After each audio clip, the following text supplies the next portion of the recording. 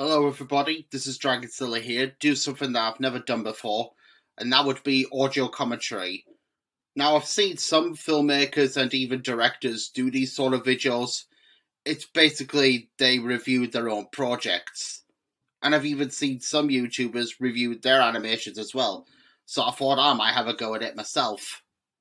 And what better project to start with than Kaiju Cryptids Nightmare on Monster Island. So each episode begins with a title card, letting you know that the series does not take place in the same universe as the Toho films, as well as Dai and Legendary, and it exists in its own universe. Also, because the characters sometimes swear in the show, the series is not aimed for small children. You have to be 12 and older to watch this. And so the episode begins with Varan going out on a date with Mothra. And if you know the character's history, then you will know that there are so many movies that Varan was scheduled to appear in, but he got swapped out in favour of someone else, usually Mothra or Ghidorah.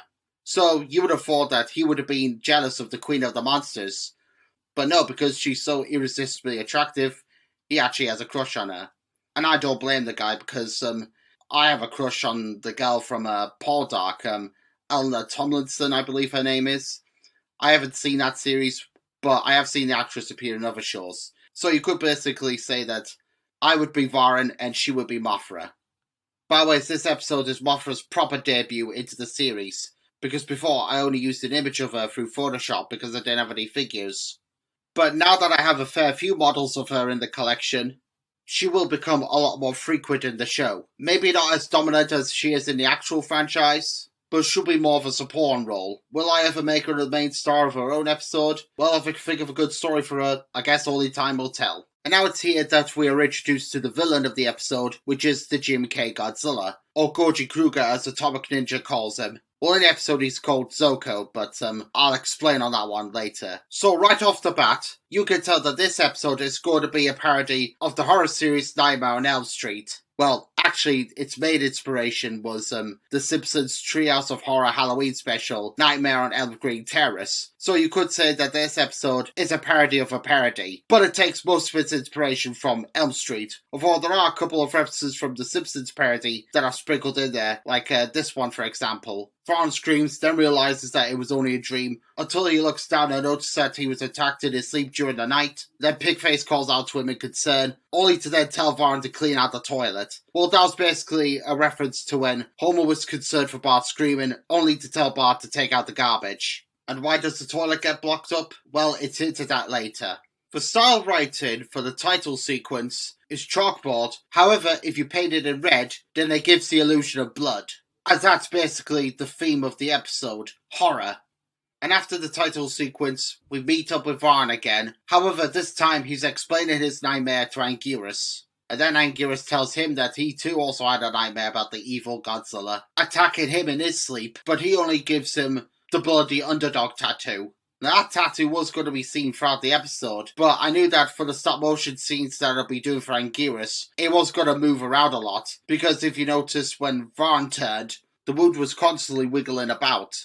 So it could be done. However, you could say that because Anguirus is a kaiju, the wound would have healed up much quicker. Gorosaurus now enters the scene, and for his injury, well, I couldn't really think of a suitable one. If my memory serves me correctly, I believe that he was meant to have a huge kick at the tail, but I knew that because I was using gashapons, it couldn't be done. So I thought it would be funny if instead he was just bouncing around constantly, Tigger style. And he just couldn't stop because somehow Goji Kruger had busted his walk-in. Oh, by the way, in case any of you have noticed that the video appears to be a little slower than the actual animation, well, that's because I want to make sure that whatever I'm talking about matches whatever is currently happening on screen. And now we come across the other main character of the episode, which is Baragon.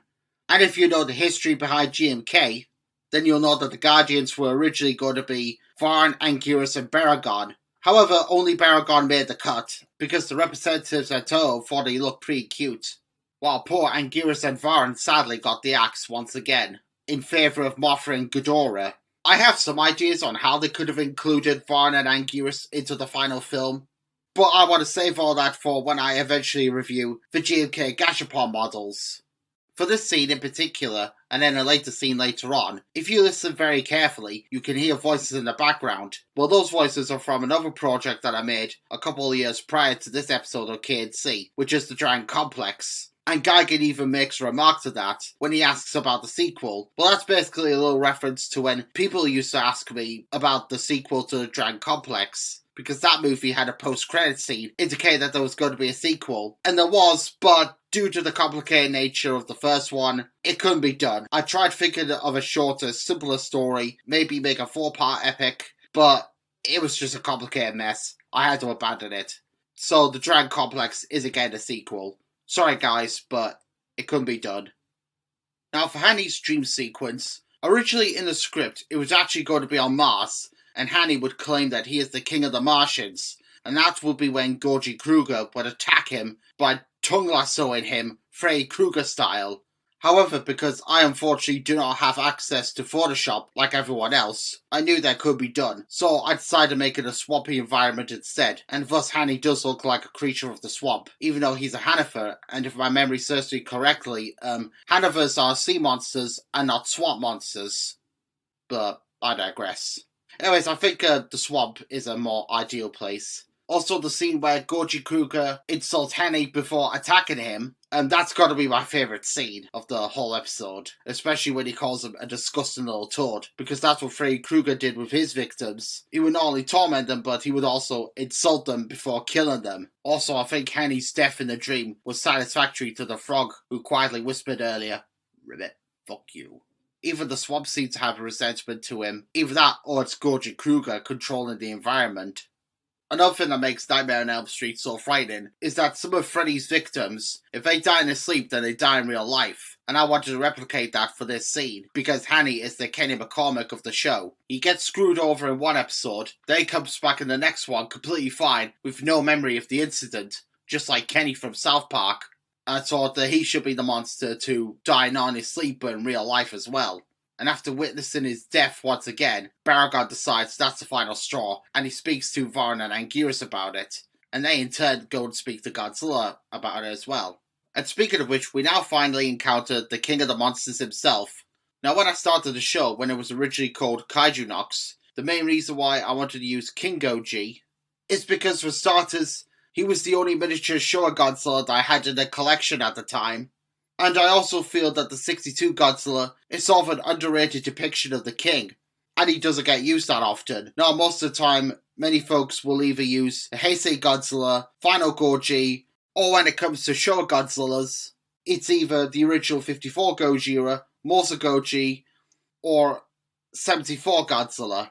I mean, I have seen the 62 Godzilla show up in other fan animations on YouTube, but not as often as the other incarnations, so that's why I decided to use him for Kaiju and Cryptids. Also, I know the figure is green, however in the show he's meant to be a light grey colour, just like he was in the movie King Kong vs. Godzilla. I should also mention Mogira since he's here. Mogira in K&C, he's actually meant to be a parody of Marvin the Depressed Robot from The Hitchhiker's Guide to the Galaxy. Hence why he talks in that downcast, depressed, drony sort of voice. By the way, I forgot to mention this earlier when I was talking about Anguirus.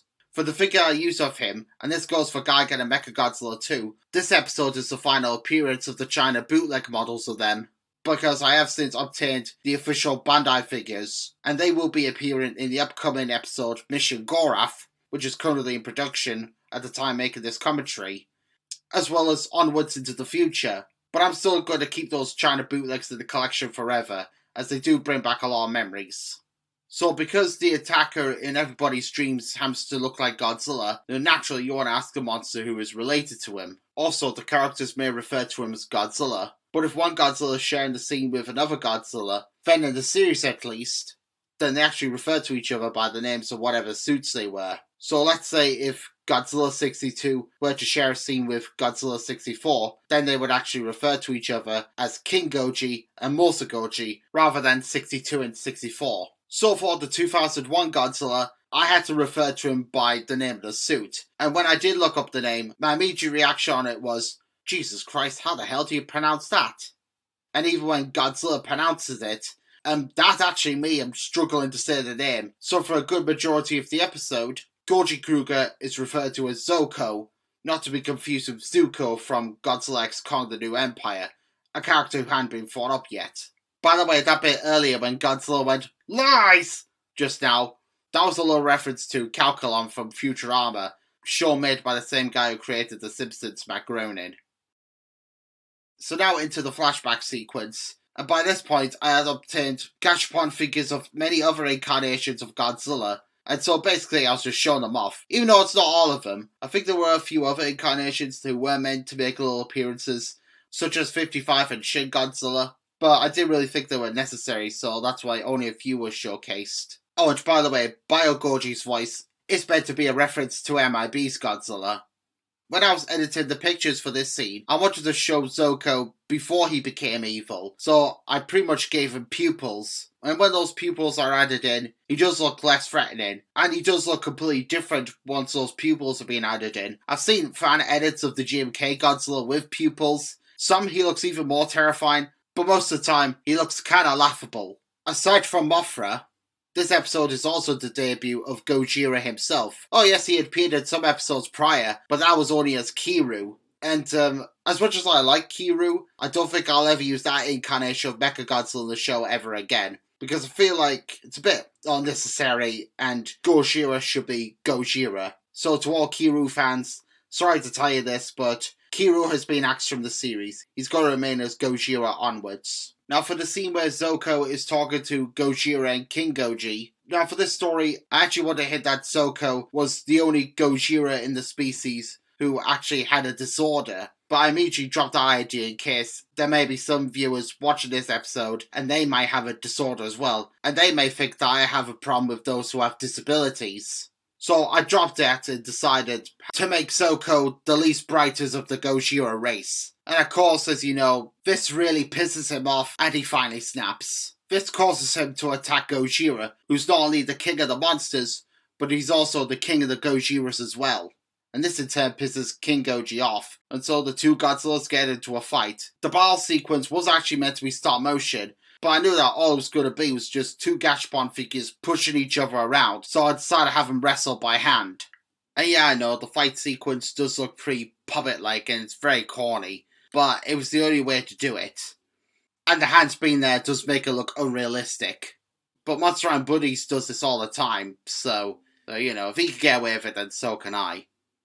A bit of a funny story. When doing the battle scene, it was raining outside, and the moment Goji Kruger kicked King Goji in the groin, there was actually a clap of thunder heard. And I did think, oh, that must be really painful. And when he fell over, there was originally going to be a cartoon sound effect, because as you know, Kaiju Cryptids is meant to be a cartoon, but I felt like it wasn't really necessary, especially for what's meant to be a serious moment, so I decided to use an actual sound effect from the Godzilla films. And this is when the Guardians finally arrive onto the scene. And at this point, I did actually think, were the viewers going to be disappointed that the battle between Goji Kruger and the Guardians was going to be cut? But then I thought, I bet they've seen GMK about 500,000 times by now, so it's no loss if one scene was cut. Also, the high-grade figure of GMK Mothra is very delicate, and I'd rather not use it for animations.